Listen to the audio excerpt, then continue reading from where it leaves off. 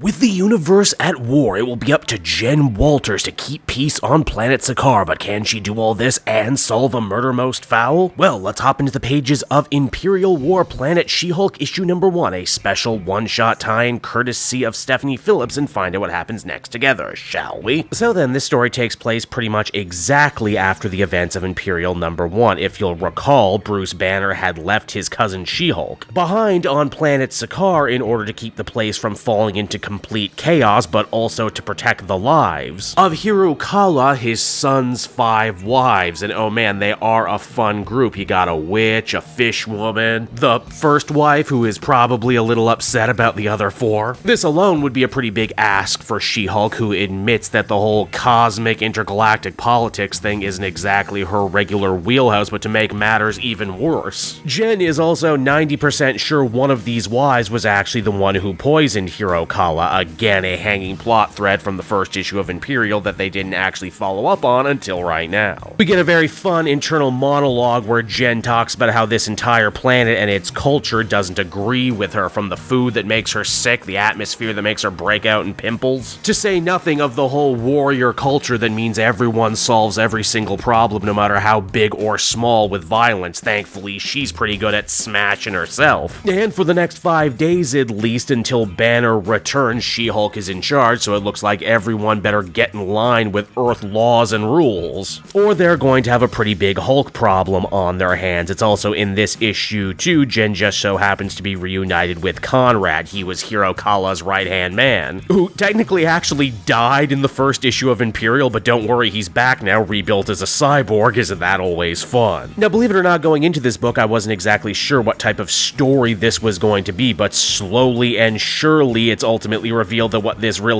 is a Sherlock Holmes-style parlor mystery featuring She-Hulk. You see, Jen believes that Hiro-Kala's killer might very well have struck again, as his political advisor was not only found murdered, but left inside the throne room, clearly sending a very loud and very brutal message to someone. As Conrad explains, this guy was actually pretty damn good at his job. In fact, his speciality was actually finding non-violent solution for Hiro-Kala's problems as leader of Sakaar. A lot of this actually meant a lot of political loveless marriages to help placate alien invaders and vengeful witches, you know, that sort of thing. Naturally, Jen isn't too jazzed on the idea of women being used as bargaining chips, but sadly, space is as cruel as anywhere else. Keep all that in mind though, because it will actually end up being important later. Another major clue comes in the form of the throne room itself. Basically, no one is allowed in here unless they're part of the royal family or have clearance, and as that stands right now, it mostly just includes the wives, She-Hulk, and Conrad himself. Anyone else who would dare set foot in here would end up setting off about 1,000,000 different death traps, which only further helps Jen's own theory that whoever offed Hiro-Kala had to be someone very near and dear to him. But let's put that on the back burner for a little bit as we start a brand new episode of CSI Sakaar. You see, not only was the political advisor murdered, but they really went to work on this guy. He was stabbed, bludgeoned, poisoned, and even cursed. Yeah, they really did go full Rasputin on this guy, and no one is exactly certain as to why.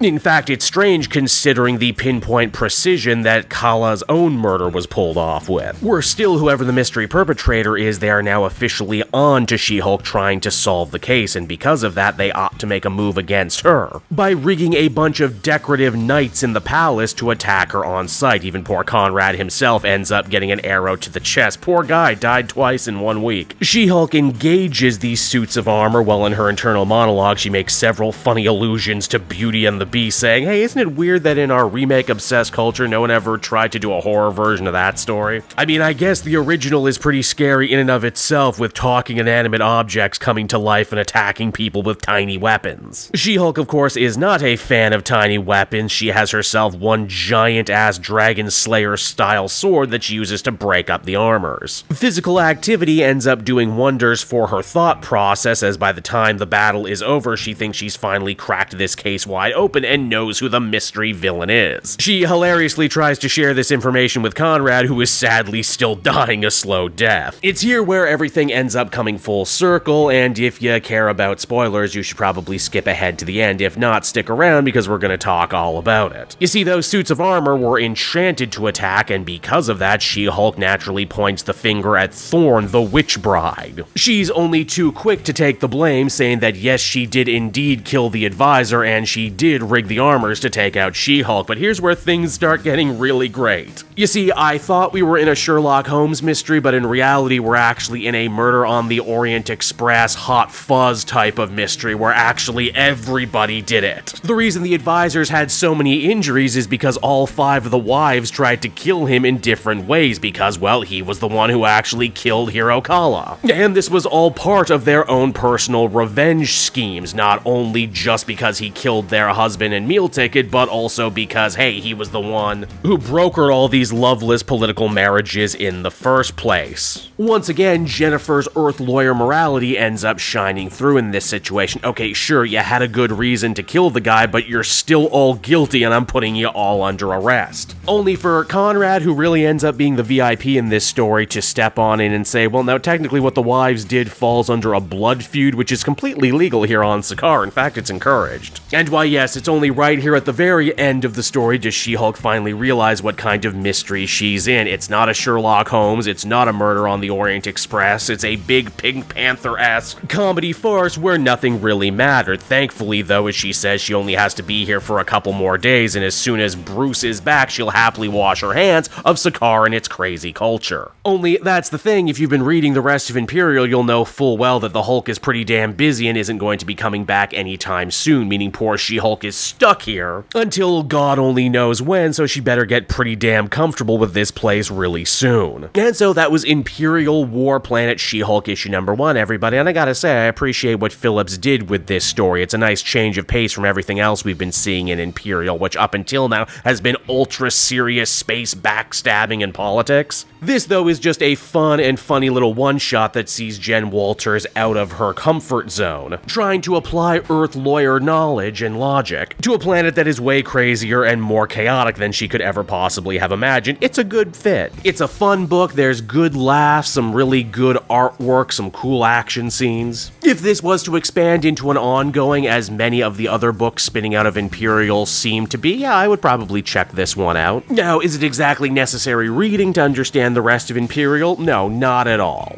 But if you love She-Hulk, if you love murder mysteries, if you love Marvel Cosmic, I think this one is going to tickle your fancy. It certainly tickled mine, which is why I give it a 7.5 out of 10.